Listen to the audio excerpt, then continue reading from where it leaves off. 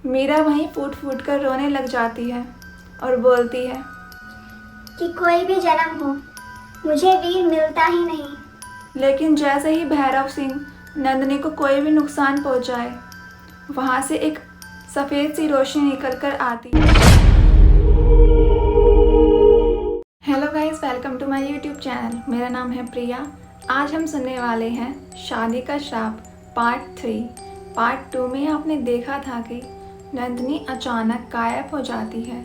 उस टाइम पर अंधेरा हो रहा था, किसी को कुछ नज़र नहीं आ रहा था। अचानक नंदिनी के चिल्लाने की आवाज़ आती है।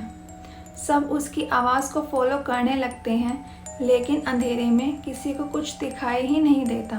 और तब पंडित जी हरिनारायण को किसी छोटी बच्ची के आवाज़ आती है। वो उनकी तरफ देखते हैं तो एक हल्की सी रोशनी में एक 10 साल की लड़की खड़ी हुई थी, जिसने सफ़ेद कपड़े पहने हुए थे, और वो पंडित जी को अपनी ओर बुलाती है।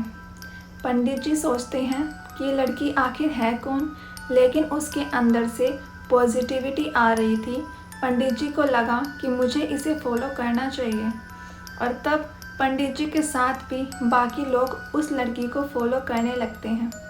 वो लड़की दिख तो बस पंडित जी को ही रही थी, लेकिन बाकी सब लोग पंडित जी को फॉलो कर रहे थे।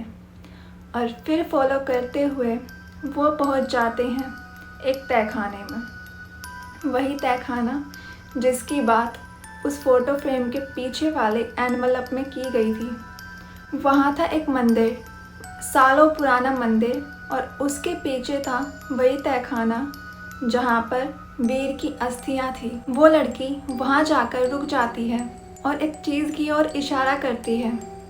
पंडित जी वहाँ देखते हैं तो वहाँ पर एक तलवार थी। पंडित जी जैसे ही वो तलवार को हटाते हैं, एक दरवाज़ा खुल जाता है, और वो उसी तहखाने का दरवाज़ा था। अंदर जाते हैं तो अंदर इतनी ज़्यादा सर्दी थी, इतनी ज़्यादा ठंडक। वो हवेली के बिल्कुल नीचे साइड था, तो वहाँ पर ठंडक तो होनी ही थी। वहाँ जाकर पंडित जी को एक नेगेटिविटी फील हो रही थी। वहाँ दिखती हैं उन्हें वीर की अस्थियाँ। वो उन अस्थियों की तरफ जाने ही लगते हैं कि अचानक वहाँ पर हवाएं चलने लग जाती हैं, तेज़ हवाएं। और फिर वहाँ से निकल कर आती है मीरा। मीरा इस बार एक साधारण लड़की लग रही थी, बिल्कुल मासूम सी लड़की, जिसने जवानी में ही अपने शादी का सपना छोड़ दिया हो। वो आती है, उसके चेहरे की मासूमियत बता रही थी कि वो कितनी ही मासूम लड़की थी।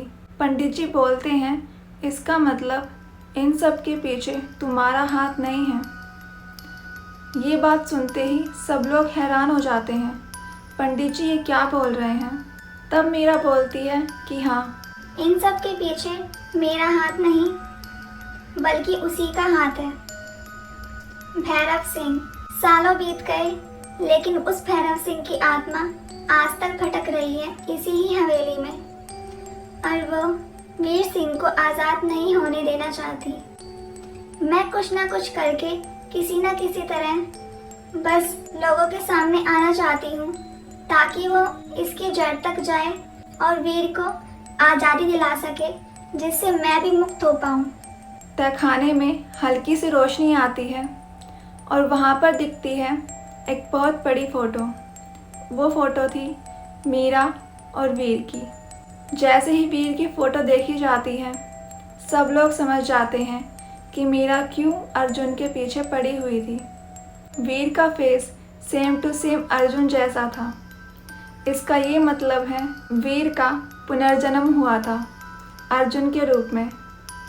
मीरा वहीं फूट फूट कर रोने लग जाती है और बोलती है कि कोई भी जन्म हो मुझे वीर मिलता ही नहीं। मैं नहीं चाहती वीर किसी और से शादी करे, लेकिन मुझे ये भी मालूम है वो वीर नहीं जिससे मैं शादी करना चाहती थी। लेकिन क्या करूं, अंदर की भावनाएं कहीं ना कहीं बह ही जाती है।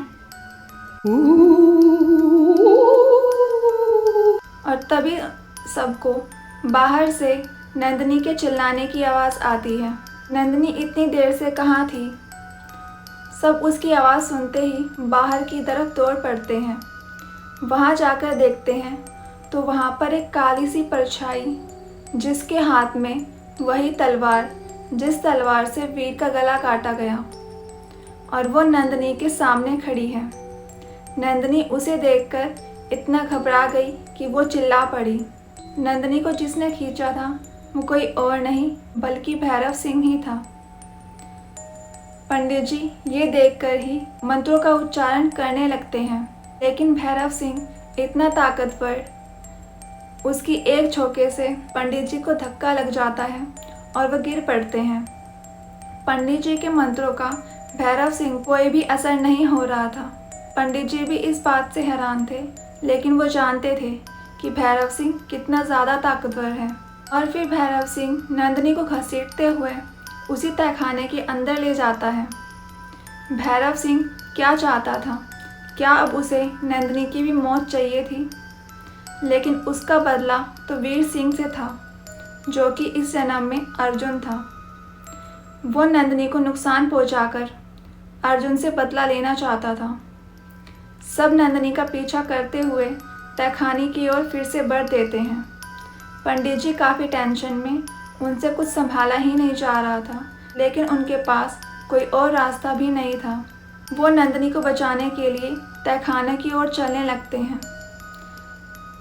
वहाँ जाकर लेकिन जैसे ही भैरव सिंह नंदिनी को कोई भी नुकसान पहुँचाए, वहाँ से एक सफ़ेद सी रोशनी निकल कर आती है, जिसमें वही बच्ची थी 10 साल की, सफ़ेद कपड़े पहने हुए, और वो भैरव सिंह की तलवार की ओर इशारा करते हुए बोलती है कि इस तलवार को तोड़ दो। जब तक ये तलवार है तब तक भैरव सिंह है। ये तलवार नहीं रहेगी तो भैरव सिंह भी नहीं रहेगा।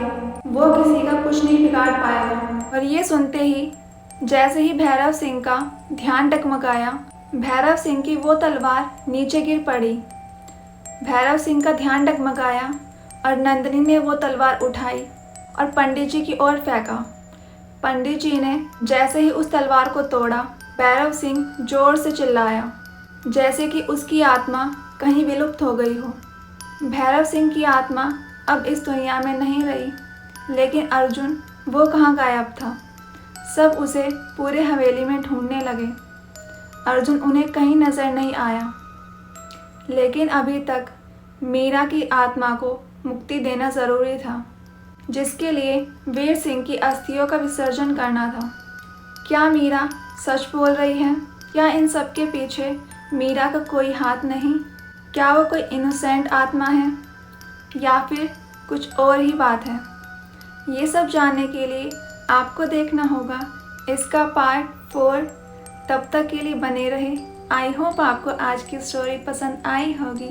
अगर आपको आज की स्टोरी पसंद आई है तो लाइक करके ज़रूर जाना और कमेंट ज़रूर करना, और अगर आप इस चैनल पर न्यू हो तो सब्सक्राइब ज़रूर करना। Thanks for watching.